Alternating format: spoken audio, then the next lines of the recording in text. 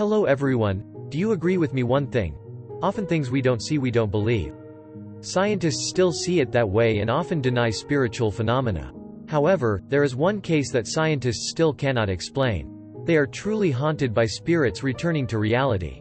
What happened that made all the scientists really confused? You will have the answer in the following video. Let's see. The story happened 46 years ago, starting with Eastern Airlines Flight 401. The plane crashed in the Florida swamp area, killing many people. This is the most anomalous plane crash in the history of the U.S. aviation industry. Tragedy from the signal lamp. On December 29, 1972, the Lockheed L-1011-1 TriStar Flight 401 left New York and flew on a downward vector to Miami, Florida. The aircraft is piloted by a crew of Captain Robert Albin, Bob, Loft. He is a veteran soldier with over 30 years of flying experience. First Officer Albert John, Bert, Stockstill and Aeronautical Engineer Donald Lewis, Don, Repo with 10 flight attendants. The flight carrying 163 passengers departed John F. Kennedy International Airport in New York at 9:20 p.m., at Miami International Airport. Everything seemed peaceful until the terrible nightmare began. When the plane was approaching its final destination at exactly 11:32 p.m. The Lockheed L-1011-1 TriStar was about to land when co-pilot Stockstill noticed that the landing lights weren't flashing. This alerted the crew that the device at the front of the plane was locked. Although the crew had turned on the landing gear several times, the green indicator light still did not turn on. Signals inside the cockpit, no confirmation for the landing gear. Therefore, Captain Loft was forced to cancel the landing at the airport. Then notify air traffic control about the situation. The control station received the information and asked the captain to maintain altitude, while trying to fix it. At this time, the plane was put in self-pilot mode at an altitude of 2,000 feet, over the Everglades swamp area, Florida. Meanwhile, the crew is putting all their efforts to find out the cause of the malfunction from the signal lights with their intuition. Engineer Don Repo studied the device that landed through a window and found it really wasn't working. Fixing the problem took all of the crew's attention, and none of them realized that one of the three had accidentally pressed the autopilot off button. Worse still, no one noticed the plane was losing altitude. The distraction plus the realistic elements when the plane was flying over the swamp, not much of a visual cue. The reference frame of the wilderness below in the dark prevented anyone, even veteran pilots like Captain Bob Loft, until the crew realized the problem. It was too late. Flight 401 was descending into the swamp below at a speed of 363 km per hour. The crash of the plane's belly against the swamp surface released all the fuel, causing a dark swamp to glow with fire. A total of 97 people were killed out of a total of 176 people on board Flight 401, including the entire crew. Its dire magnitude ranks it second in America's worst air disasters. But everything doesn't stop there. The spirits loitering on the flights. Not long after the accident, strange stories began circulating in the American aviation community of ghostly encounters with the dead crew, under many strange circumstances. At the crime scene, many mysterious stories began to take place around the swamp area in the presence of many witnesses. During the restoration of the scene, they occasionally saw more than 20 spirits. People standing, people sitting, loitering around the area where they worked. More thrilling is the ghost of Captain Bob Loft appearing in front of some airline staff and saying, "There will be no such accident again, this will not happen again." Not long after, a person continued to see engineer Don Repo sitting contemplatively in the dilapidated cockpit, disappearing and appearing like a thin fog in the night. At that time, news of the mystery of the crash of Flight 401 of Eastern Airlines had spread far and wide. Its impact not only stops the spiritual mystery, but what makes many people in the aviation science and technology inexplicable. It is the contact of the deceased flight crew with the passengers on other flights with the same route as Flight 401. A terrifying event happened in front of many people. It was when a passenger had just settled into her seat when she suddenly noticed the elderly man sitting in the seat next to him with a pale face. He looked quite tired.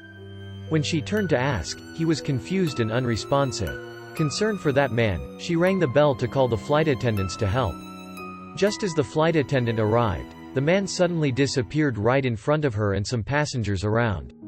The incident happened so honestly that the woman panicked and lost her temper.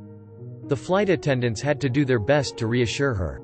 After the passenger calmed down, a flight attendant showed her some photos and she recognized the face of the man sitting next to her as engineer Don Repo. On another occasion, when the crew was checking equipment before flight, they suddenly saw Captain Bob Loft walking around under the plane.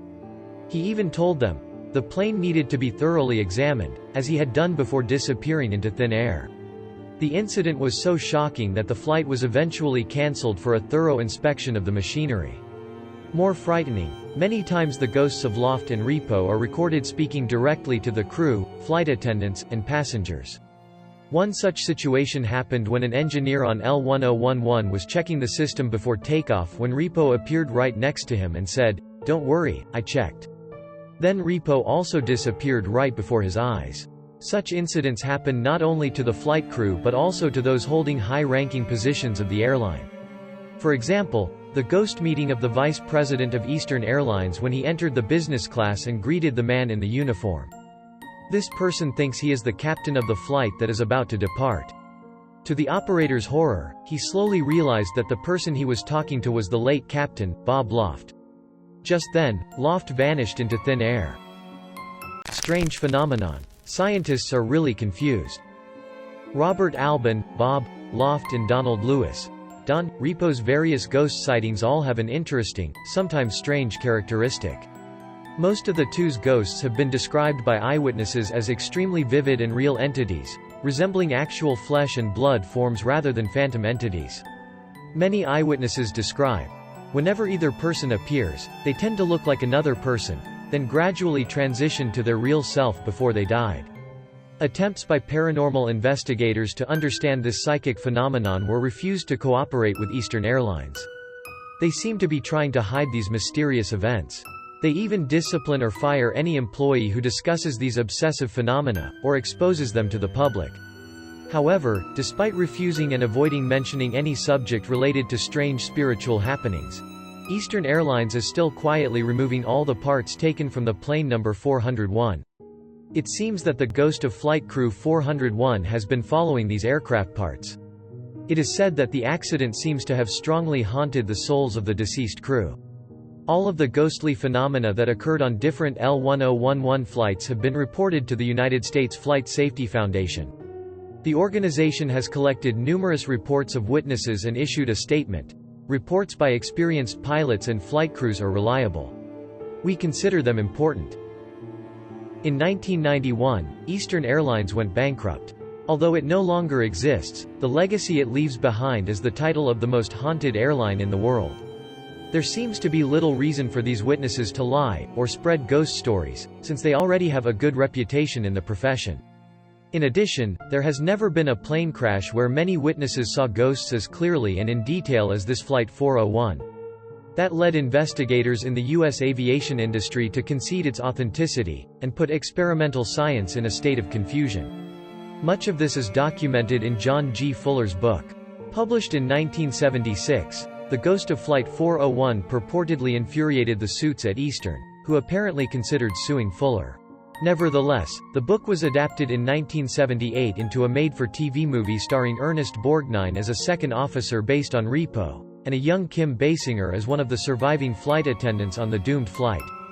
The story so permeated popular culture that Bob Welch, formerly of Fleetwood Mac, recorded a song titled, The Ghost of Flight 401, for his 1979 solo album, 3 Hearts. Parts of Flight 401's ruins can also be found in Ed and Lorraine Warren's Occult Museum in Monroe, Connecticut. The investigators were particularly fascinated by the various accounts of hauntings within planes that contained pieces of Flight 401. The video ends here. How do you feel about this story? Please leave your comment. Hello and see you in the next videos.